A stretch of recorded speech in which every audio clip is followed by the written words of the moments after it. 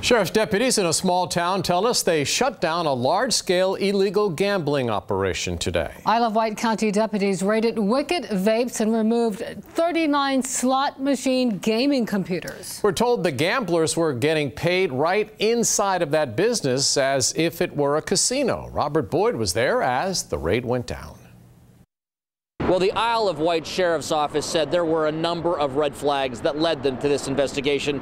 First of all, you look at the building, not even a sign out front advertising what their business is. And another big red flag, well, this driveway, a lot of cars parked here late at night after business hours. Sheriff's deputies wondering, what could those people be doing? One after another, Sheriff's deputies removed 39 computers from Wicked Vape on Carrollton Boulevard Wednesday afternoon.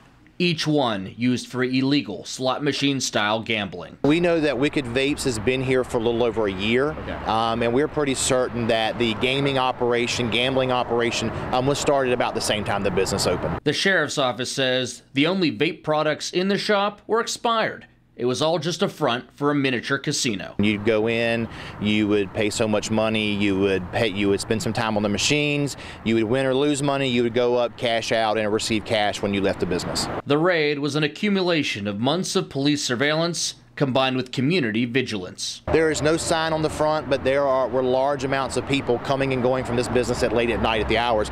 That is what drew the suspicion of the locals in the area. Local business owner Jimmy Ferguson said his wife always pointed out that something didn't seem right about their neighbor. Well, we just come by at 9, 10 o'clock at night and, just drive by and there's just full of people there, and she was like, what are they doing in there? I said, I have no idea. So she was more aware of it than I was. Ferguson said he's glad deputies shut the operation down. He said it doesn't reflect what their community is all about. I grew up in Isle of Wight County, and for the most part, everybody's just hardworking people. The sheriff's office has yet to release how many people were arrested in this case and what kind of charges they face. In Isle of Wight County, Robert Boyd, 13 News Now.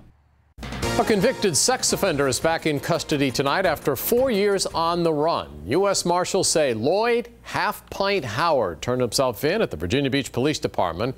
Howard is one of 4 fugitives who are all longtime Hampton Roads residents. U.S. Marshals say the men had failed to register as sex offenders.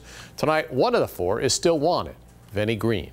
New video tonight shows a burglar falling through the ceiling of a store in Virginia Beach. This happened last Thursday at the Market Express on Independence Boulevard. Police released this surveillance video. You see the ceiling tile come down and the burglar hits the floor. He doesn't seem dazed. He gets up and steals cigarettes, lottery tickets, and cash.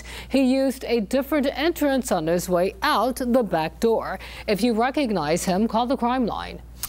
Man accused in the deadliest terror attack in New York City since September 11th appeared in court today in a wheelchair. A lawyer representing the suspect says his client is in significant pain.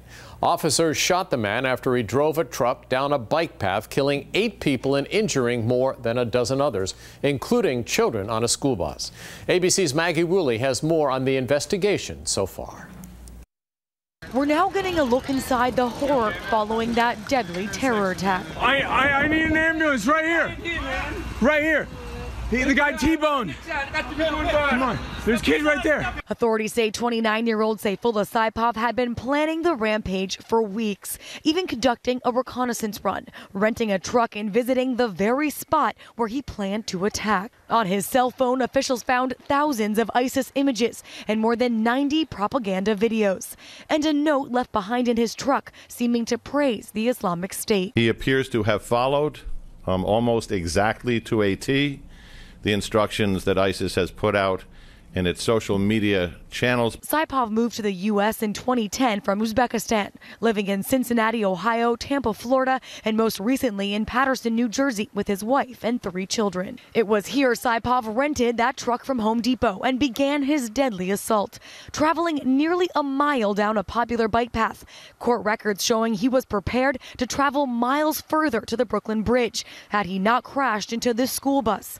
Officials crediting Officer Ryan Nash with jumping into action, shooting and wounding Saipov. I feel that we were just doing our job like thousands of officers do every day. Federal officials say Saipov made a full confession from his hospital bed, saying he was proud of what he had done and asking that an ISIS flag be hung in his hospital room. This is the biggest threat we face right now in this country, is individuals who, while in the United States, have become radicalized. Security here remains on high alert. Saipov has been charged with terrorism, accused of executing the deadliest terror attack here in New York City since 9/11. Maggie Rulli, ABC News, New York.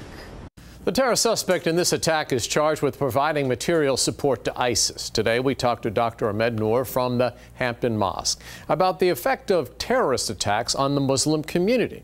He wants everyone to know that the mosque is open to everyone. They have outreach programs and work to educate the community to clear up any misconceptions. That this has nothing to do with the religion of Islam, which promotes peace. It is a moderate, rational ideology that emphasizes very much peace with all people. We have links with information about Islam and our local Muslim community. Click on links in the news at 13newsnow.com. The family of David Latham accepted a $1.5 million settlement today in a wrongful death lawsuit. 3 years ago, the mentally ill man was shot and killed by Norfolk police.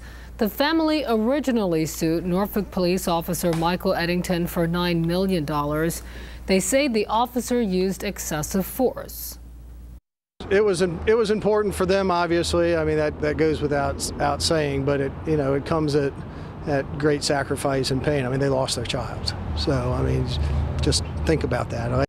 The judge still has to officially sign off on the amount distributed between the 5 family members. We're living already in a world of so many amazing technological advances, but where will technology take us in the future, and will it become one with the human race? Chinu Her has this special report on transhumanism. From the minute we wake up until we go to sleep, we're constantly surrounded by technology.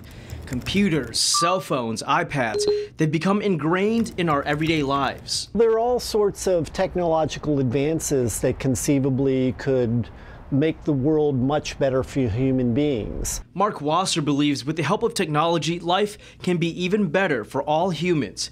He's an artificial intelligence expert who sees technology a little bit deeper than most. We definitely need to pay attention to technology. He considers that his worldview, called transhumanism. I came more to transhumanism as I started getting more involved in artificial general intelligence, realizing that there were problems in terms of we really have no idea how to govern machines or govern human beings.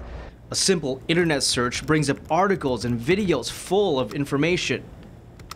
Whatistranshumanism.org describes it as a way of thinking about the future, based on the premise that humans in its current state is not the end of our development and can be accelerated by means of science and technology. To me, transhumanism really is just realizing how much of an impact technology has on us and the realization that we've really got to pay attention to it.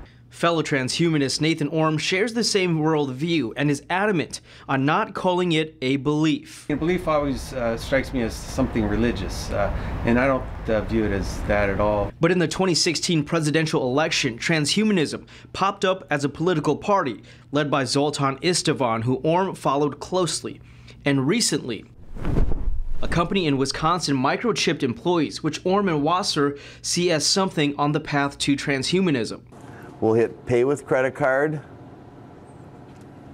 and it's asking to swipe my proximity payment now. I'll hold my hand up, just like the cell phone, and it will pay for my product. Throughout the country and even the world, Orm and Wasser say there are several different branches of transhumanism. Some, who they say, think there's a possibility of advancement like bionic limbs and lifespan longevity, while some just believe in maximizing technology to benefit all humans. I personally am much more concerned about equality, making the world better for everyone. But because it's so widespread, it can also come with misconception and disagreements. The idea of living forever brings up an argument of morals, and the idea of human-level artificial intelligence can spark a sense of uneasiness. We should take advantage of the good things that can be done with technology. You got to make that investment, otherwise it won't happen. Whether they're things that are already a part of our everyday lives or things that we haven't seen yet, these transhumanists think that they can be good things that come over time. Chinu Her, 13 News Now.